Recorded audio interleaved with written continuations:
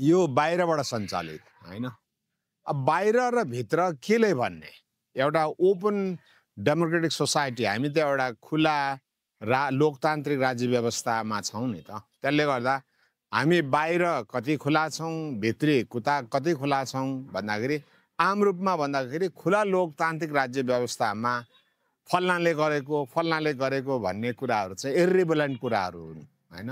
मूल रूपमा नेपाली जनताहरू नाइ सन्तुष्ट हुनु पर्यो। यहाँको राजकाज हैन, यहाँको राजनीतिले प्रत्याभूत गर्ने सुशासनबाट नेपाली जनताहरू सन्तुष्ट हुनु पर्यो। त्यसले गर्दाखेरि यो बाहिरिया शक्तिहरू हुनसक्छ, बाहिरिया भित्रिया विभिन्न शक्तिहरू हुनसक्छ खुला समाज व्यवस्थामा, खुला संसारमा हैन। संसारिक अहिलेको त ग्लोबलाइजेसन एउटा के भने भनौँ न एउटा मुलुकमा त त्यस्तो तपाईँको आइसोलेसनमा त हामी छैनौँ। त्यसले दोस्रो कुरो, जहाँसम्म बाहिरी शक्तिहरूको घुसपेटद्वारा जेनजीहरूले हाम्रो सत्ता छिन्नको निम्ति, हामीलाई अपदस्थ गर्नको निम्ति यो काम गरे भन्ने कुरा जुन छ, त्यो चाहिँ यदि उनीहरूले सुशासन सुनिश्चित गरिराखेको अवस्था हुँदो हो त हैन।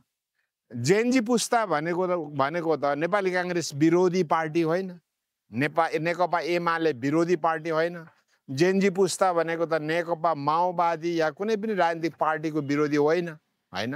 त्यो त एउटा उमेरगत सचेत युवा समूह, युवा आबादी जनसङ्ख्या भएको हुनाले गर्दा नेपाली काङ्ग्रेसको सत्ता छिन्नको लागि, नेकपा एमालेको सत्ता छिन्नको लागि या माओवादीको सत्ता छिन्न जेनजी पुस्तालाई किन जरुरी पर्छ? त्यो हैन, जरुरी नै छैन।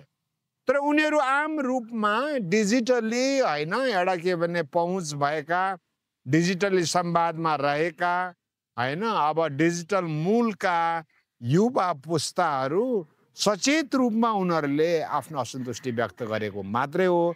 मलाई जहाँसम्म लाग्छ यो बाहिरी भित्री यो त्यो यी जुन एउटा षड्यन्त्र हैन का तानाबाना कुराहरू नेताहरूको, राजनीतिक पार्टीहरूको आफ्नो असक्षमता ढाकछोप गर्ने हैन एउटा एक खालको लफ्फाबाजी मात्रै हो।